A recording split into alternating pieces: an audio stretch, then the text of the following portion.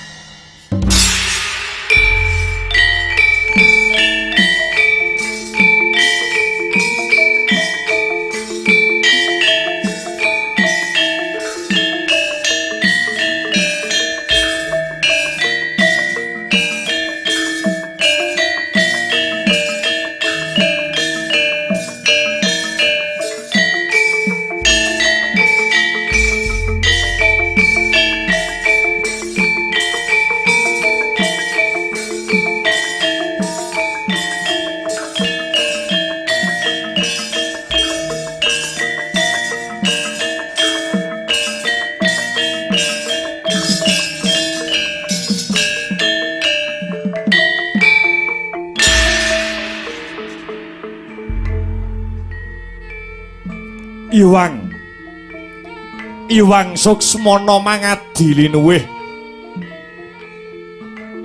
Iwang Suksmana mangadili nuwih. Payungana marang panjenenganing sun. Panjenenganing sun Prabu Matswapati. Sumrambahe marang para warga Gung ingkang mapan ana ing negara Wirata. Anak Anung Anindita bisa mikul dhuwur mendem jero asmane wong tuwa. He, putraku bocah bagus. Putraku bocah sigit, putraku bocah jentara. Jeneng sira Seta Buminjaya. Kawula wonten tinimbalan ingkang adhawuh, duh Kanjeng Rama Dewaji. Kanjeng Rama Dewaji Prabu Matswapati amiji ingkang putra kula pun Seta Buminjaya kagiat gugup garagapan raos sing manah kula dupi kula nampi timbalanipun Kanjeng Rama Dewaji Prabu Matswapati. Sumangga menawi wonten babakan ingkang nedya winedar dumateng ingkang putra kula pun Seta Buminjaya, ingkang putra pun Seta Arsa ngangklungaken jangga nilingaken karna nengga rumentah sabda pangandikanipun Kanjeng Rama Prabu Mangsapati. Seta, marmane kowe adoh ndak awe cerak-cerak saya ndak araketake. Mokal yen ora ana babakan ingkang Arsa bakal ndak rumpaka marang jeneng sira anakku bocah bagus Seta. Seta, sing jenenge dak wong dadi ratu, sing jenenge menungsa dadi nalendra, manungsa dadi pimpinan kaya bapakmu Matswapati iki kudu netepi tembung sabda pandhita raja ratu. Sabdane Nalendra pindha Wikresna ingkang tumetes ana dlancang Seta sayekti datan kena den ilangi. Yen kandha iya ya iya, yen kandha ora ya ora. Tegese wong dadi pimpinan, wong dadi Nalendra, lati kelawan pakarti kudu nyawiji dadi siji. Nuwun inggih Kanjeng Rama. Marmane Kanjeng Rama matur kang kaya mangkono. Ing ripalungguhan iki pun Rama wis kadung ngucap saguh. Bapakmu wis kadung ngucap saguh nyembadani apa sing dadi pamintane pamanmu ing kepatihan, ya kuwi pamanmu Patih Kincaka Rupa kelawan Patih Rupa Kinca. Ingkang dina sakmengko duweni gegayuhan bakal ngenekake wujute tontonan kang donya urung tawana jagat durung nate mulat, ya kuwi tontonan adon-adon jago manungsa kang iki mengko bakal dipapanake ana ing alun-alun negara Wirata.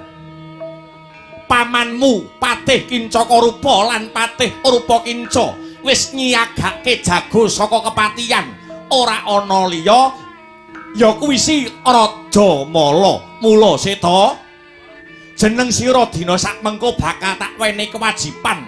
Anakku Seta Buminjaya bakal tak wenehi jejibahan.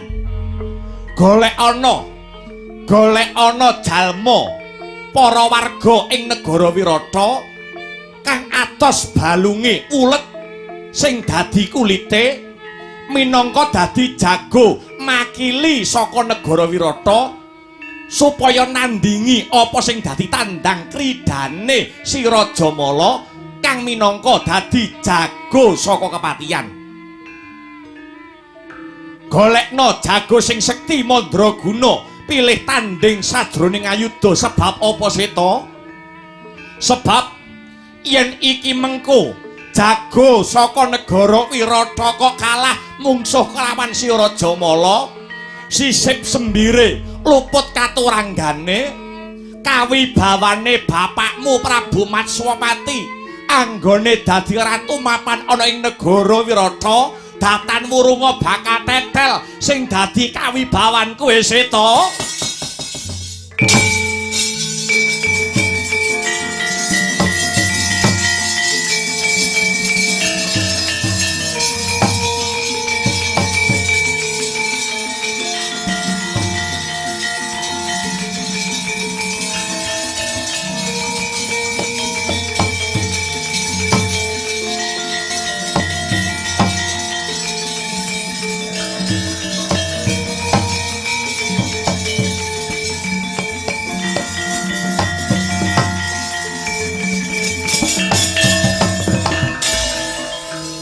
Diatur turme turut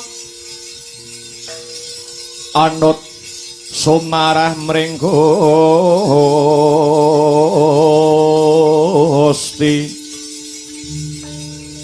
dene Sidi Miwang Utama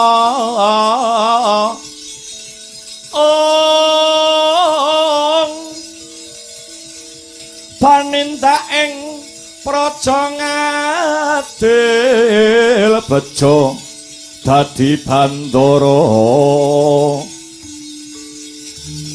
urina repan mring pro abdi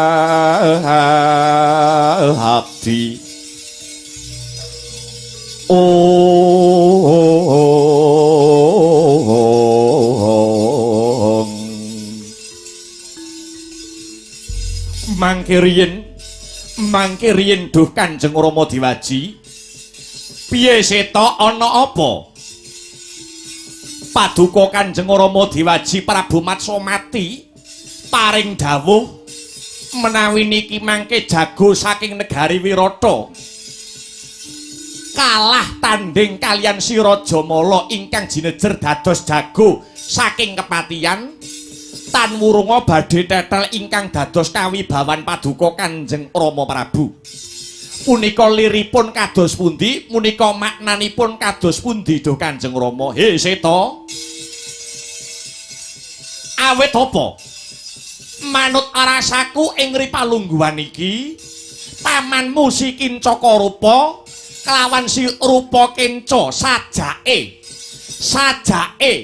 nduweni niat kang ora prayoga anggone kepengin nduweni gegayuhan ngenekake wujute adon-adon jago manungsa nanging arepa dikaya ngapa lan kepriye aramamu bapakmu wis kadung saguh tegese aku kudu nyembadani apa sing dadi pamintane yen jago saka Wirata bakal kalah tanding mungsuh kelawan si Raja Mala aramamu maca glagat kang kurang prayoga krana apa he Seta?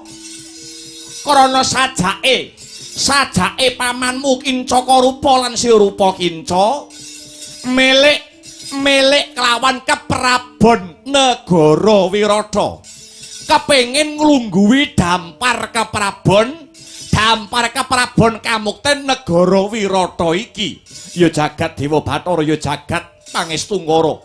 Lah kok mekaten ingkang dados niat kang sarta ancasipun Paman Patih Kincaka Rupa lan Paman Patih Rupa Kinca. Wis ternyatane pancen niate ya kaya mangkono. Wis ora susah kakehan gunem kang tanpa guna.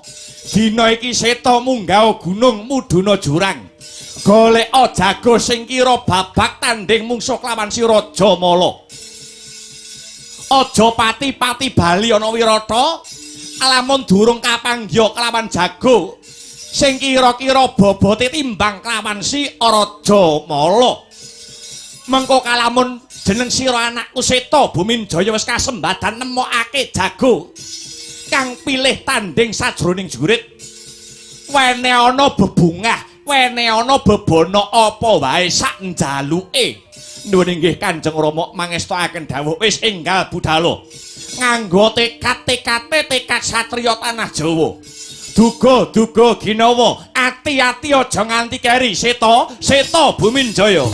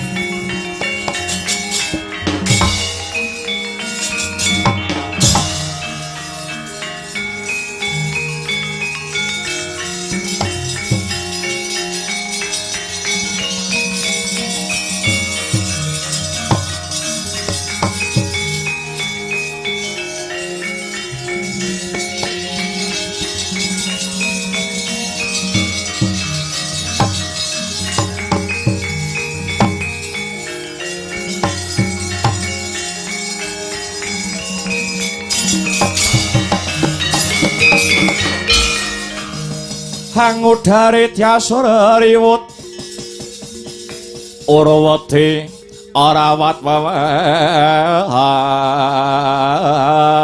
hati wedi lamun kauningan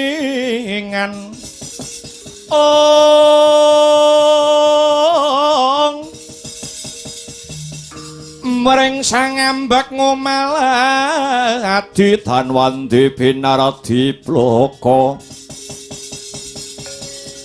katoranan kang hambek juti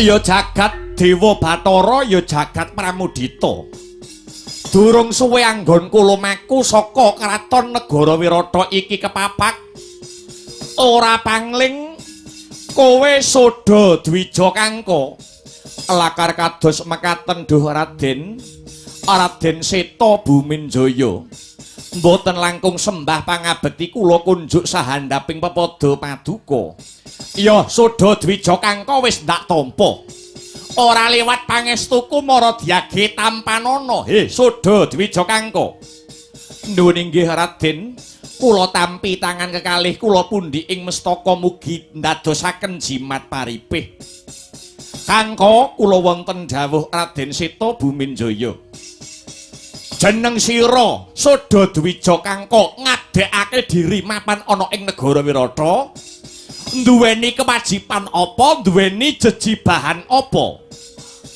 nuwun inggih Raden kula anggadhahi kewajiban nuwun inggih jinejer dados mantri pasar gedhe ingkang mapan wonten ing Pasar Gedhe Wirata kewajibanmu dadi pasar gedhe mapan ana ing Pasar Gedhe Wirata nuwun inggih lakar kasinggihan Raden ya tegese jeneng sira Kangka wis apal kelawan para warga Gong ingkang mapan ana ing negara Wirata wis apal warga Wirata siji lan sijine nuwun inggih kula sampun apal Raden bagus yen pancen kaya mangkono he Soda Dwija Kangka sumurupa ing dina sakmengko Patih Kincaka rupa lan Patih Rupa Kinca dina sakmengko bakal nganakake wujute tontonan adon-adon jago manungsa. Adon-adon jago manungsa kuwi mau bakal dipapanake mapan ana ing alun-alun praja negara Wirata. Dene sejatine sing dadi niyate Patih Kincaka rupa lan sing dadi niyate Patih Rupa Kinca sajroning ngenekake wujute adon-adon jago manungsa kuwi mau niate ora ana liya ya kuwi kepengin ngrebut kamukten kang dilenggahi dening Rama Prabu Matswapati mula he Kangka miturut gagasane Soda Dwija Kangka sapa jago kang pantes makili saka negara Wirata kang iki mengko tundhone bakal dimungsuhake jago saka kepatian kang disarirani dening Raden Rajamala miturut gagasane Soda Dwija Kangka sapa Duh Raden mugi andadosaken kawuningan miturut pamrayogi kula ingkang pantes jinejer dados jago makili saking negari Wirata mboten wonten asanes tiyang utawi lare saking dusun Pejagalan atmajanipun utawi putranipun Ki Demang Jagal Walakas ingkang nama pun Jagal Abilawa lakar kados mekaten Raden.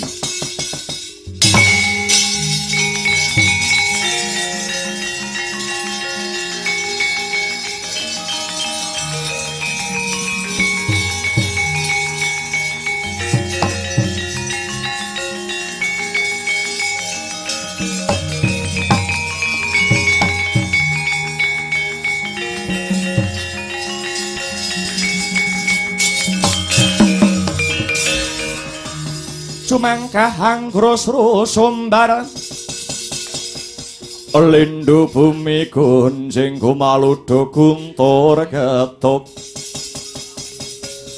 Gumaludo guntur ketuk humop kang jalani hidi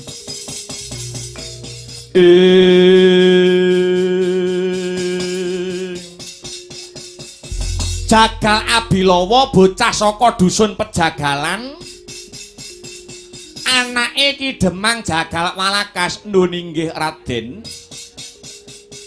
piye titikane si Jagal Bilawa kuwi piye wong-wongane kaya ngapa he Soda Dwija Kangka larinipun si Jagal Abilawa menika pranyata lare ingkang gagah pideksa godhek wok simbar jojo semunipun anggadhahi kasekten ingkang linangkung tur malihipun Raden si Jagal Abilawa kala wau anggadhahi sifat utawi watek ingkang jujur diapusi ya ora gelem ngapusi nggih mboten purun mangkono Kangka nun inggih lakar kasinggihan Raden apa sira wis bisa mesthekake yen si Jagal Abilawa iki mengko kelakon dadi jagone wong Wirata bakale unggul ing yuda. Jangga kula ingkang dados tumbalipun menawi Jagal Abilawa kawon utawi kalah musuh tanding kelawan Raden Rajamala mugi paduka Raden Seta Buminjaya keparenga amejahi kula Soda Dwija Kangka. Bagus. Ucapmu bakale tak cekel he Kangka. Yo yen pancen mangkono aja nilar hambek sinatriya lon-lonan lumaku mapan ana ing ngendi kuwi mau mapane mapan wonten ing dusun Pejagalan yo mapan ana ing dusun Pejagalan ana ing Ki Jagal Walakas aku kepengin weruh aku kepengin ngerti Seta kepengin sumurup kaya ngapa blegere anake Ki Demang Jagal Walakas sing jenenge Jagal Abilawa calon jago negara Wirata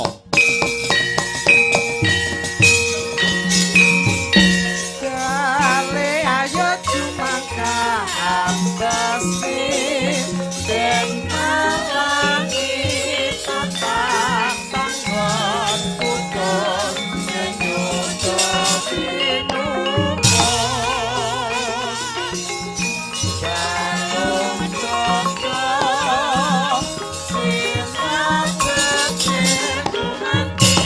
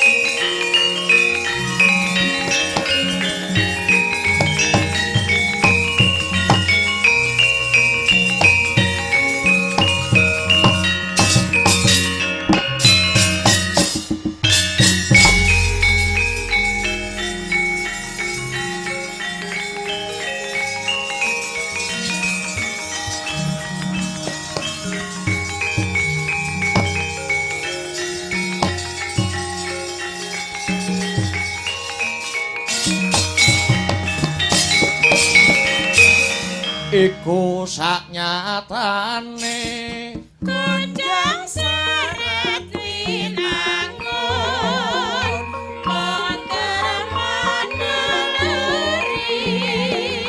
Ringet tepuni Ringentung kirangan Berasa panggiasi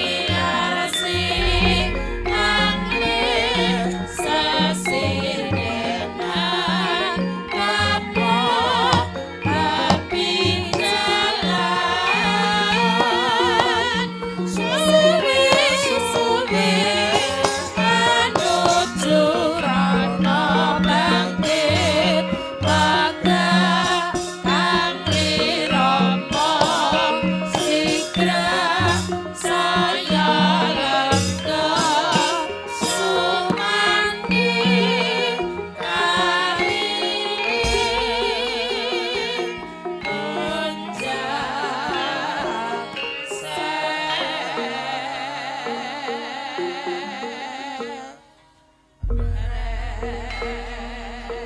hanjarah kang puspita harum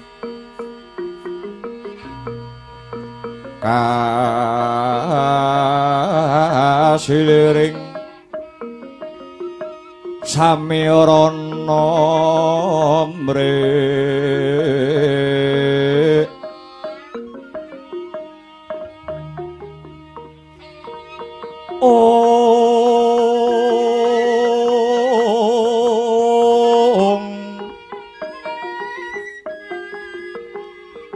sekar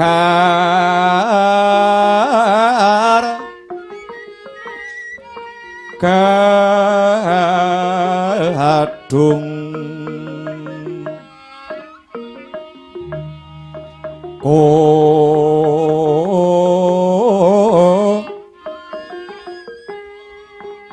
ngas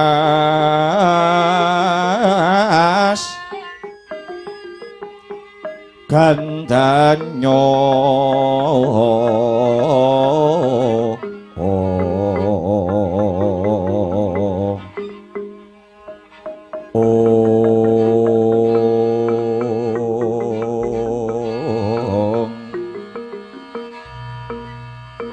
maweh raras renaning driya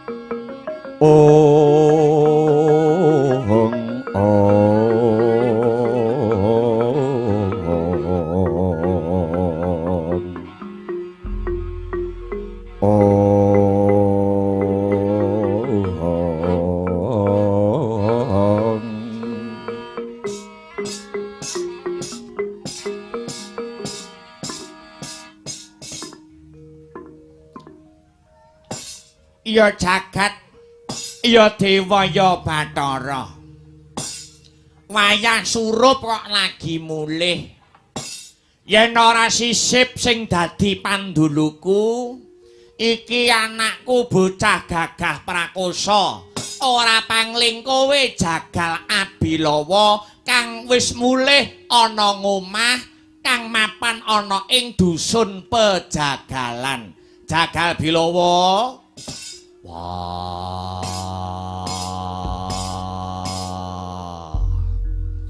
Yo. Bapakku Jagal Walakas. Aku sing wis bali mapan ana ing omah. Kowe bubar kok ngendi ae to, Le? Kok surup-surup lagi mulih sedina ora saba omah. Surup-surup lagi mulih janjane anakku kowe Jagal Bilawa bubar saka ngendi? Aku bubar nonton hiburan. Hiburanmu apa? Nonton Son Horeg. Oh ya. Son Horeg. Iya. Oh sik. Kowe kok lagi mulih? Iya, aku lagi mulih. Mapan ana ing dusun Pejagalan kene. Ya. Ngene ya, Le. Aku ki ngelingi karo kowe si Jagal Abilawa. Senadyan jeneng sira Jagal Abilawa kuwi dudu anakku sing sejati. Nanging sejatine jeneng sira Jagal Abilawa kuwi mung anak angkat utawa anak pupon. Tegese dudu putraku, dudu atmajaku sing sejati. Iya. Janjane apa sing dadi niat kang sarta tekadmu? Kok kepengin melu pun bapa mapan ana ing dusun Pejagalan kene. He Jagal Abilawa. Jagal Walakas bapakku. Niatku ora ana liya. Anggonku ngabdi marang Ki Jagal Walakas. Mapan ana ing dusun Pejagalan.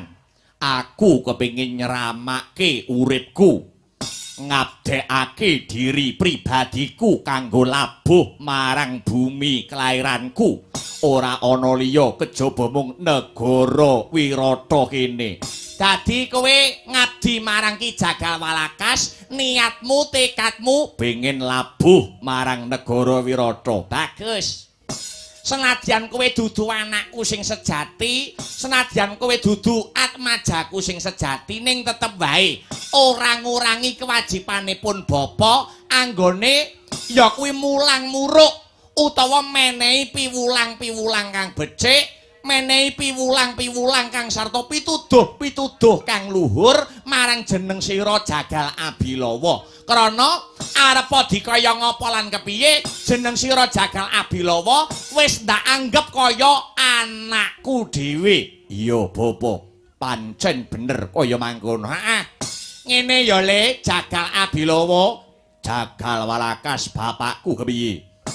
Kowe yen kepengin urip ana ing Madyapada slamet donyamu, ya slamet tekan ngakhiratmu, jeneng sira si Jagal Abilawa sak bisa-bisa kudu bisa ya kuwi netepi dharma bekti. Bekti kang ingaranan bekti 5 perkara. Bekti 5 perkara. Heeh. Bekti 5 perkara kuwi mau apa wae. Angka 1 ya kuwi bekti karo agamamu. Bekti karo agama. Heeh. Bekti karo agama jlentrehe. Kabeh agama kuwi sejatine apik. Kabeh agama sing disahne ana ing bumi negara Wirata kuwi becik. Sing elek kuwi kadangkala menungsane. Merga ora ana agama, ora ana kapercayan sing nuduhake umate kon congkrah padha padane umate pangeran. Ngono Bapa. Heeh, pancen bener. Kuwi bekti kang angka sepisan. Bekti kang angka sepisan. Lah, dene ndungkap angka 2. Ya kuwi bekti karo wong tuamu. Wong tuwa lanang kang sarta wong tuwa wadon. Iya. Bapak sing ngukir jiwa ragamu, ibu sing ngandhut wujuding jejabang bayi nganti dadi lantaran anggonmu bisa mulat marang padanging jagat raya. Iya, Jok, Jagal Walakas bapakku ngestokake dawuh. Kuwi bekti kang angka 2. Dungkap bekti kang angka 3, ya kuwi kowe kudu bisa bekti karo maratuwa kalamun si Jagal Abilawa besok wis arabi utawa nambut silaning akrami. Ya merga saka maratuwa sing menehi dalan wujude kenikmatan kang jagat tanpa timbang wujude bojomu. Iya, Bapa Jagal Walakas ngestokke dawuh. Sabanjure bekti angka 4. Bekti angka 4 ora ana liya, ya kuwi bekti karo guru utawa dwija. Heeh. Bekti karo guru. Biyen Jagal Abilawa durung bisa maca, dadi isa maca. Biyen Jagal Abilawa durung isa nulis, dadi isa nulis. Kuwi kabeh saka labuhe guru. Krana guru kuwi minangka dadi wakile wong tuwa. Mangkono. Iya. Lah, sabanjure ingkang pungkasan Jagal Abilawa, yen jeneng sira Jagal Abilawa kepengin dadi menungsa sing slamet donyamu nganti tekan slamet akhiratmu, bekti angka 5 ya kuwi bekti karo undang-undange negara. Kalamun bekti 5 perkara iki kok tindake kanthi bener becik, fa insyaallah Jagal Abilawa bakal slamet donyamu nganti tekan akhiratmu Jagal Abilawa. Permara reh manguswa omyong ambrengeng kadi karonaning kaswasih ring marga hamalatgung ore sang gonta wastrat maca leng-leng lalu manguladi Surya mangrangsang wayah Surya mangrangsang wayah umyus hamara mayanto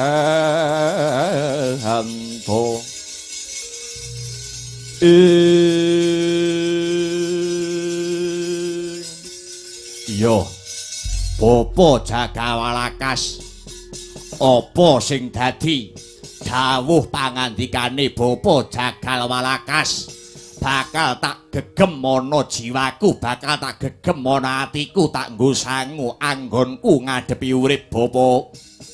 Gandeng sak mengko katone wis titi wahyaning mangsa kala. anakmu bakal njaluk pamit. Luwih dhisik aku bakal manjing ana ing pepungkuran.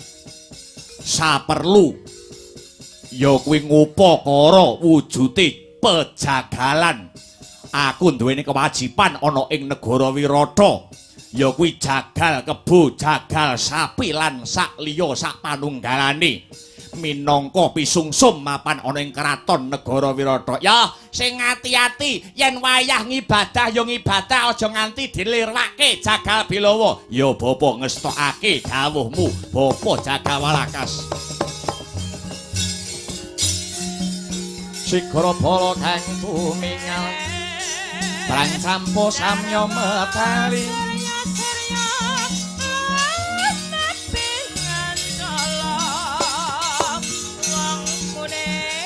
Leret hadet wileting kota Danyuang kong manguncang nidi Bencang sang aji mijil Ong ong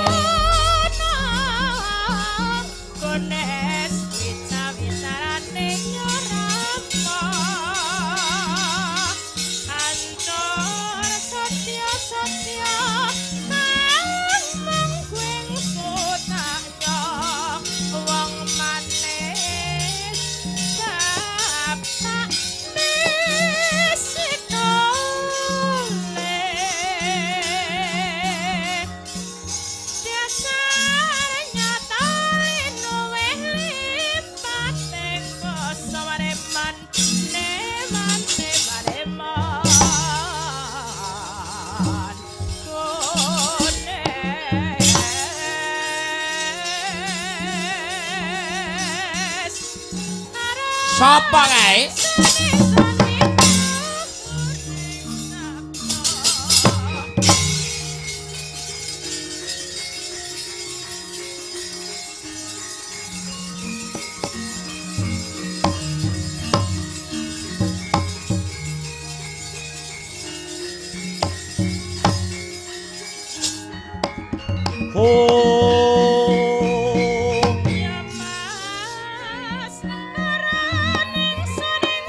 Caritaning satriya linuwe kang maradi mring kautaman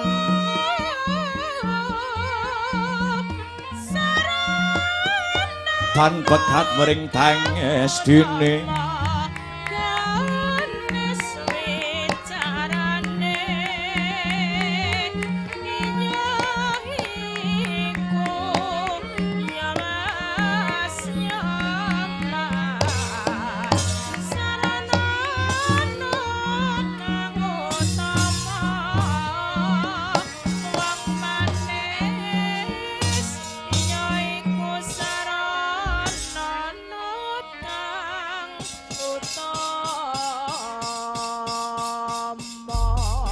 layak jagone padha tarung prenjake padha ngganter mboten duka mana omah kula ingkang namung mapan wonten ing dusun karawuhan tamu agung nuwun inggih priyagung Atma Jendra Negari Wirata nuwun inggih punika Ndara Raden Seta Buminjaya.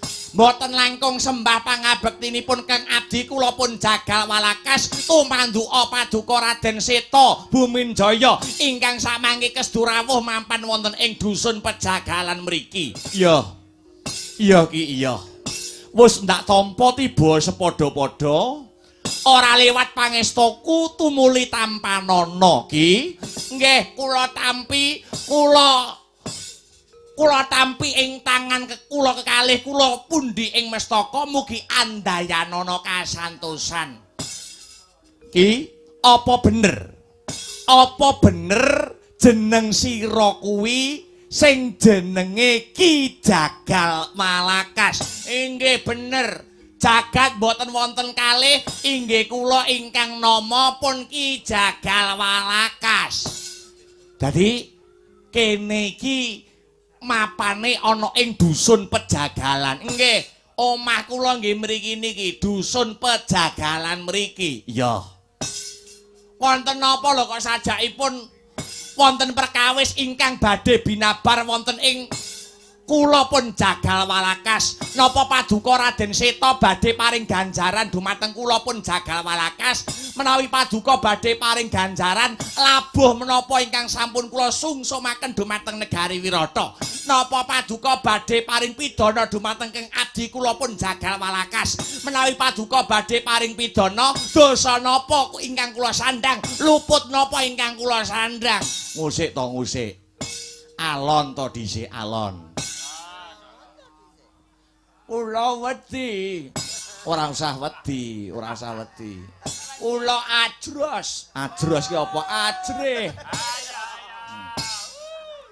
ternyatane omah kula mapan wonten ing dusun nembe niki kerawuhan tamu agung ampun duka kalih kula Raden ora aku ora nesu karo kowe kok ngene ing ripalungguhan sak mengko tekaku bebarengan sarimbit kelawan mantri pasar gedhe negara Wirata ya kuwi si Soda Dwija Kangka krana ana babakan kang bakal rinumpaka marang jeneng sira ya kuwi Ki Jagal Walakas kang mapan ana ing dusun Pejagalan ngono inggih babakan napa kula arsa ngangklungaken jangga nilingaken karna nengga rumentas sabda pangandikanipun Raden Seta Buminjaya mugi paring dawuh dumateng Ki Jagal Walakas kula jane dosa napa kula jane kleru napa monggo jangga kula ingkang minangka tumbalipun ngusik sabar kok iso arepe numbalke gulu barang iki ora perkara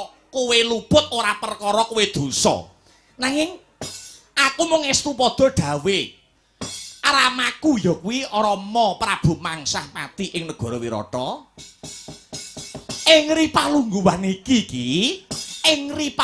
iki aku duwe perlu pribadi karo Ki Jagal Walakas lah dalarak tenan to lah tenan mesti kula badhe dihukum, mesti kula badhe dipidana. Kula nyuwun ngapura Raden Seta Buminjaya. Prataruna Hanudya. Musik. Sanes koremase dumati marsuti. Kula kleru napa lungguh seta?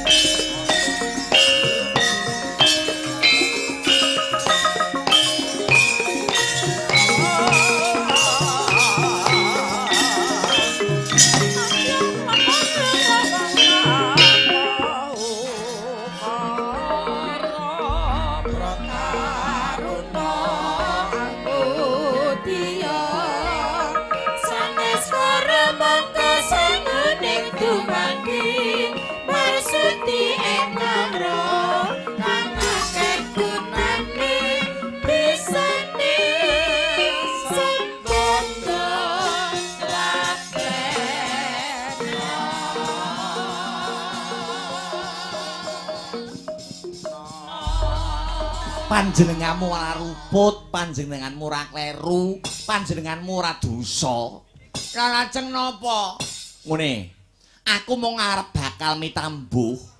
Apa bener jeneng sira? Ki Jagal Walakas duweni anak lanang sing jenenge ya kuwi Jagal Abilawa. Inggih leres, anak kula napa badhe dihukum? Oh sik to. Kok mesti hukuman ae to? Ngene lho. Aku mau ngarep takon apa bener sing jenenge Jagal Abilawa kuwi apa pancen bener-bener putramu apa pancen bener-bener anakmu? Inggih anak kula. Si Jagal Abilawa niku pranyata anak kula. Gaweane apa? Pripun? Gaweane, profesine. Nggih, bantu kalih kula. Bantu apa? Nggih bantu mapan wonten ing dusun Pejagalan mriki, jagali kebo, mbelehi sapi. Ngono, nggih. Tur anak kula si Jagal Abilawa niku beda kalian menungsa sanesipun, Bedane ana ngendi iki? Nek wong liya nembleh kebo nak pirang-pirang, nek Jagal Bilawa niku mung ijen tanpa kanca, ijen tanpa rowang, kebo dipiting ngaten pun saged dibeleh. Jagal Bilawa anak puwi. Nggih. Sapi barang ngaten. Sapi jegal ngaten dipiting pun dibeleh. Aja ta kebo, aja ta sapi, kirik nggih dibeleh. Kirik iki nggih karo anak kula Jagal Bilawa, elok men. Jane anakmu ki dedeke sepira? Nggih dhuwur, gedhe dhuwur nganten angger turu teng amben turah kok mesti. Apa? Awake niku mesti turah angger turu teng amben saking gedene anak kula. Ya. Lah samengko ana ngendi iki? Ana ngendi papane anakmu si Jagal Abilawa? Aku kepengin sapet jagong. Catur netra, ora catur netra ya ana pasamuan kene wae ora dadi boyo pangopo. Aku kepengin mawan pirembugan karo anakmu. Ya kuwi si Jagal Abilawa. Mapan wonten pepungkuran nembe ngurusi ing reh babakan pejagalan. Napa diaturi tindak mriki? Ya timbalana mrene aku kepengin omong-omongan kelawan anakmu si Jagal Abilawa. Mantri Pasar Gedhe Soda Dwija Kangko kula wonten dawuh Ki Jagal Walakas. Ora sandadak wige araringa timbalana si Jagal Abilawa. Iki ana perlu saka priyayi agung. Nur inggih ngestakaken dawuh Ki Jagal Walakas.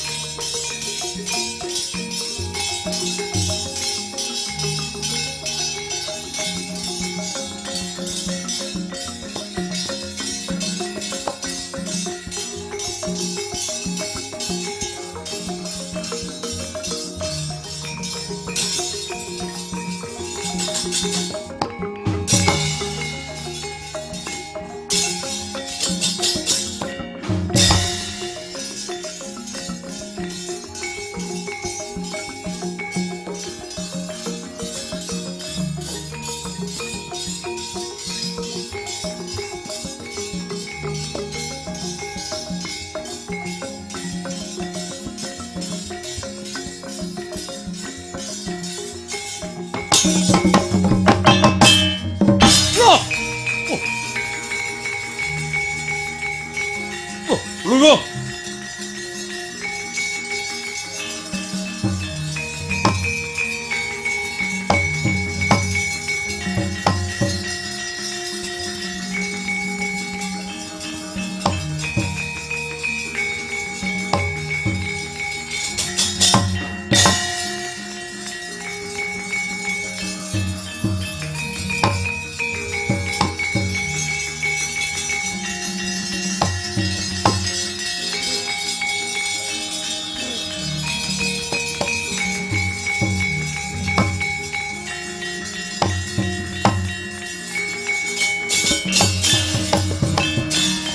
Sena karata mreh taratamtu tamtuning utama piti. Tetep dadi pangobaning wadya tentreming ati.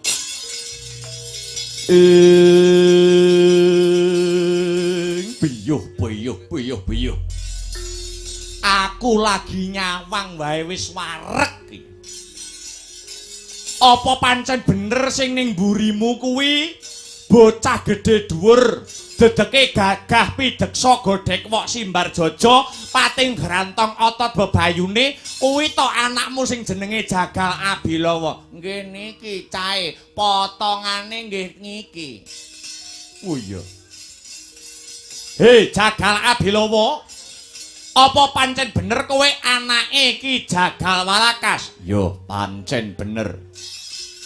Kowe Raden Seta Buminjaya, anake Ratu Wirata kang teka ana ing dusun pejagalan kene. Sak perlu nemoni Jagal Bilawa, apa perlu murene maragake kandhakna. Kusik. Kowe ngerti apa ora yen aku kuwi sapa? Kowe kuwi Seta. Yo, aku ki sapa ngono kowe ngerti apa ora?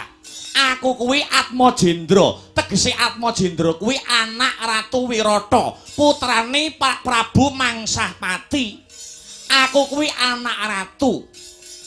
Liyane do basa karo aku kok kowe ora basa karo aku. Pancen wiwit cilik aku ora bisa basa karo sapa wae. Nadyan karo ratumu pisan, nadyan karo bapakmu pisan Jagal Abilawa tetep ora bisa basa. Yen kowe arep nesu-nesuwa, yen kowe arep ora trima, gelut po piye? Kowe sik to, Le, kowe sik. Udang-udang kok ngejak gelut ki piye to? Iki anak ratu. Lah nyatane ngono. Nyatane kok aku ora bisa basa wae didadekke perkara. Sabar luwih dhisik tak gendir lho kowe kok. Mangsaku kok. Ngapunten niki pranyata wiwit alit pun boten saged basa. Ya, ora dadi baya pangapa. Pancen menungsa kuwi watak wantu solah selagane dhewe-dhewe. Nggih ngestakaken dawuh. Jagal Bilawa, piye ana apa Seta Buminjaya? Dina iki ana kewajiban kanggo jeneng sira Jagal Abilawa. Kewajiban apa sing kudu ndak tindakake? Kowe upama tak dukon gelut wani apa ora? Wani wae kancamu pira? Lho, musuhmu du aku. Lho, kowe iki piye to? Musuhmu ki duduk Ndara Seta. Kowe iki arep ditawani gelut karo wong liya gelem apa ora ngono lho. Kok malah karo anak ratu nantang. Ngapunten niki radi tata kramane radi kirang. Iya, ora dadi baya pangapa. Ngapunten sanget lho nggih. Iya, ora dadi baya ngisin-ngisine wong ketekan wong pejabat gedhe kok iso. Pejabate malah mbok jak gelut. Kowe wani. Ayo, aku pancen wani. Musuhku sapa? Musuhmu ora ana liya ya kuwi jago saka kepatian. Ya kuwi Raden Rajamala. Merga dina iki alun-alun negara Wirata bakal ngenekake tontonan adon-adon jago manungsa. Ya.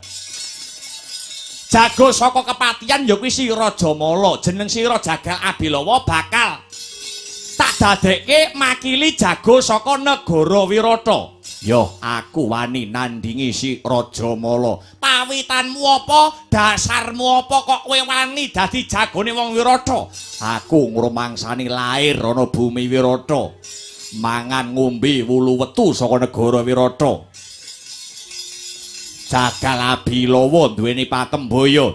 Dadi bocah nom-noman aja nganti duweni pitakonan negara wis menehi apa marang kowe. Nanging pitakonane genti diwalik. Kowe wis labuh apa marang negaramu? Mula Seta Buminjaya. Sapa wae sing wani ngrusak katentreman, ngrusak kayuwanan negara Wirata, Jagal Bilawa kaya tinotok sing dadi TKT. Aku arson jangkahke sikil ngrembyahke tangan. Sapa wae sing dadi klilip ngrusak ganggu gawe katentremaning negara Wirata, ora ana liya musuhe kejaba Jagal Abilawa. Bagus Jagal Abilawa.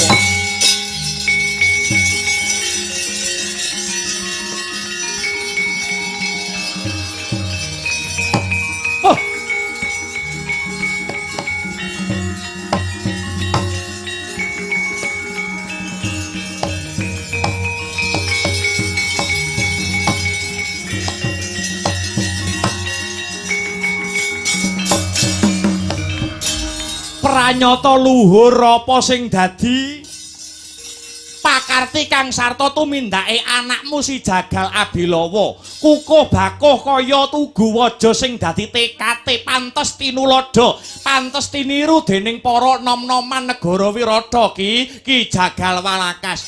Nyat anak kula niki. Pun kula wulang wit cilik babakan ngaten.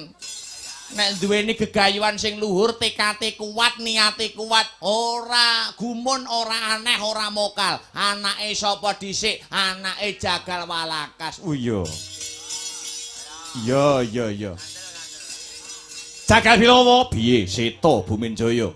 Lamun jeneng sira wis kasembadan dadi jagone wong negara Wirata, kowe njaluk bebana apa? Aku ora sudi nampa bebono utawa bebungah apa-apa saka wong negara Wirata. Lamun aku mbok wenehi derajat pangkat utawa bebono apa wae, tegese anggonku labuh marang negaraku negara Wirata, tegese aku ora ikhlas. Tegese aku ora tulus anggonku labuh marang negaraku, ya kuwi bumi kelahiranku negara Wirata. Wah, elok tenan kuwi Jagal Bilawa. Anak kula nggih ngaten niki. Anak kula, anake Jagal Walakas. Yo. Nah terus niki anak kula sida manggawa teng alun-alun negara Wirata, sida mang dadekke jagone wong Wirata. Iya, sida ki sida. Nyuwun sewu, nyuwun 50.000 mawon kagem tukon rokok. Nah, nggih, kagem tukon rokok. Nah. Balekke ora? Balekke ora? Ayo.